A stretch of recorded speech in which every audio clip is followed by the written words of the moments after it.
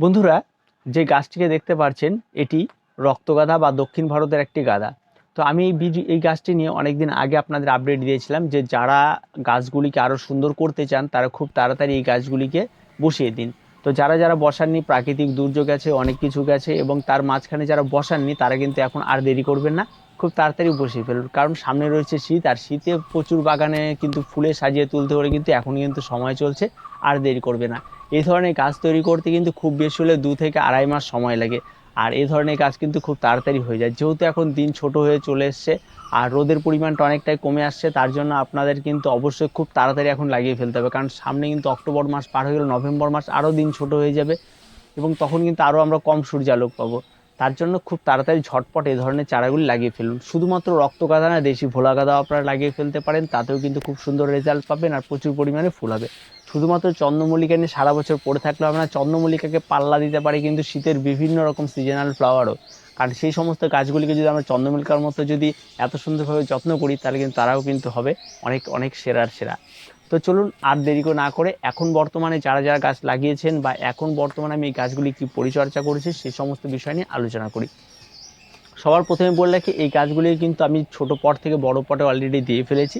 আপনারা হয়তো দেখতে পারবেন এখানে একটি 10 ইঞ্চি মাপের পটে কিন্তু আমি এই গাছটিকে অলরেডি দিয়ে ফেলেছি, মানে একেবারে ফাইনাল পটিং কমপ্লিট করে ফেলেছি। এবার এখন আমাদের কাজ হচ্ছে শুধুমাত্র একটা, সবচেয়ে ইম্পর্টেন্ট কাজ, সেটা হচ্ছে পিঞ্চিং করা। প্রচুর পরিমাণে কিন্তু চন্দ্রমল্লিকার মতো প্রত্যেকটা ডালে ডালে কিন্তু আমাদের এখন এইভাবে পিঞ্চিং করে যেতে হবে। আর পিঞ্চিং করার জন্য কিন্তু অবশ্যই চন্দ্রমল্লিকাকে যে রুলস ফলো করেন ঠিক একই রকম রুলস ফলো করে মাঝের ডালটিকে কিন্তু আপনারা কেটে দেবেন। তার বাইরে আর তেমন কোনো কিছু করার দরকার হবে না। আর এবার আসি খাবারের কিন্তু এখানে একটা বড় পরিবর্তন হয়েছে, কারণ এখন কিন্তু এই এই যে গাঁদা গাছ দেখছেন, এই গাঁদা গাছ কিন্তু সবার প্রথমে প্রচুর পরিমাণে জল খায়, তার সঙ্গে সঙ্গে কিন্তু এরা সারও প্রচুর পরিমাণে খেতে পছন্দ করে।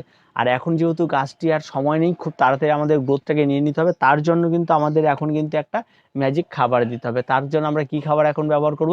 আমরা যে ব্যালেন্স যে এনপিকে ব্যবহার করেছিলাম, যে 20-20-20, সেই এনপিকে 20-20-20 কিন্তু এখন আমাদের প্রতিদিন ব্যবহার করতে হবে। সবার প্রথমে একটা কথা বলি, একটা গাছে একবারে বেশি করে খাবার দেওয়ার থেকে অল্প করে খাবার প্রতিদিন দেওয়া কিন্তু গাছের জন্য সবচেয়ে ভালো।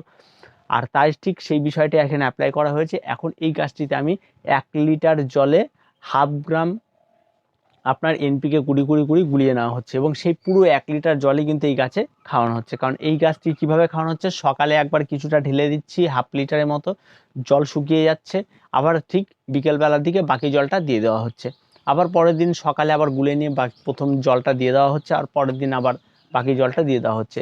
এই যে এইভাবে একটা খাবার দেওয়ার প্রতিদিনের একটা প্রচলন, এবং এই 1/2 গ্রাম 1 লিটার জলে দিয়ে যদি আপনারা প্রতিদিন খাওয়াতে পারেন, তাহলে কিন্তু গাছ কিন্তু এই ধরনের হবে। আর এখানে বাড়তি কোনো খাবার প্রয়োগ করার কোনো প্রয়োজন নেই। আর গাঁদা গাছে একটা জিনিস মাথায় রাখবেন, গাঁদা গাছে যদি সঠিক খাবার যদি আপনারা ব্যালেন্স এনপিকে একদম সমান সমান রেশিওতে নাইট্রোজেন, ফসফরাস এবং পটাশিয়াম যদি দিতে পারেন, তাহলে গাছ কিন্তু দেখার মতো হবে এবং প্রচুর পরিমাণে ফুল পাবেন আপনারা। আর এখন কিন্তু এই খাবারটি আপনারা চালিয়ে যাবেন। আর যারা নতুন করা শুরু করছেন তাদেরকেও বলবো যে তারা গাছটিকে বসিয়ে দিন। বসিয়ে দেওয়ার পর আমি প্রথমে একটি টিপস দিয়ে দিচ্ছি, আপনারা প্রথমে গাছটিকে বসিয়ে দেওয়ার পর আপনার 12-61-0 ব্যবহার করুন পুরো 1 মাস, তারপর গাছে পিঞ্চিং করতে হবে, তারপর থেকে এনপিকে 20-20-20 ব্যবহার করুন আর টপ চেঞ্জ করুন। দেখবেন আপনি সামাল দিতে পারবেন, এত পরিমাণ গাছের গ্রোথ হবে। আর সত্যি কথা বলতে গাঁদা গাছ ব্যালেন্স ডায়েট এনপিকে মানে খেতে ভীষণই পছন্দ করে, এবং এদের কোনো রকম কোনো সমস্যা হয় না। এবার আসি রোগ। এই গাছের রোগের বলতে বর্তমানে যে সমস্যাটি দেখা দেবে সেটা হচ্ছে নিচের পাতার দিকে সমস্যা দেখা দেবে কিছু হালকা। সেটা কেমন সমস্যা আমি বলে দিচ্ছি, এখানে খুব একটা বেশি সমস্যা নেই, এই ধরনের সমস্যা আপনারা দেখতে পারবেন। আর এই ধরনের সমস্যা কোনো সমস্যাই নয়, আপনারা পাতাগুলিকে ছিঁড়ে ফেলে দেবেন, আর তার সঙ্গে সঙ্গে গাছে আপনারা অ্যান্টিফাঙ্গাল এবং পেস্টিসাইড স্প্রে করবেন। কারণ পেস্টিসাইড এই কারণে স্প্রে করবেন, পোকার আক্রমণ ঘটে, বিশেষ করে শুঁয়োপোকার আক্রমণ ঘটে। আর এখন যেহেতু দিনটা অনেক পরিবর্তন হচ্ছে, এখন পোকামাকড়ের আক্রমণটা অনেকটাই কম ঘটবে, কারণ অনেকটাই মোটামুটি কুয়াশা পড়াও শুরু হয়ে গেছে। তো এই যে ব্যাপারগুলো রয়েছে এগুলো আপনারা মেনে চলুন আর এভাবে করুন। আর যারা নতুন করছেন তারা মাটিতে কিন্তু এখন শীতের মাটির মধ্যে 50-50 করে দিন। গাঁদা গাছ কিন্তু প্রচুর পরিমাণ সার খেতে পছন্দ করে, তাই নাইট্রোজেন আপনারা 50% ভার্মি কম্পোস্ট আর 50% মাটি দিয়ে এই ধরনের রক্তগাঁদাগুলিকে বসিয়ে দিন। আর এই ধরনের রক্তগাঁদাগুলি এখন সাধারণত নার্সারিতে আপনারা কমই পাবেন, আর বিভিন্ন কারো কাছে পুরনো গাছ টাছ অনেকের কাছে থাকে, সেই সমস্ত গাছ থেকে ডাল থেকেই আপনারা কাটিং করে এগুলিকে চারা তৈরি করে বসিয়ে দিন। আর তেমন কোনো পরিচর্যা নেই এই সময়।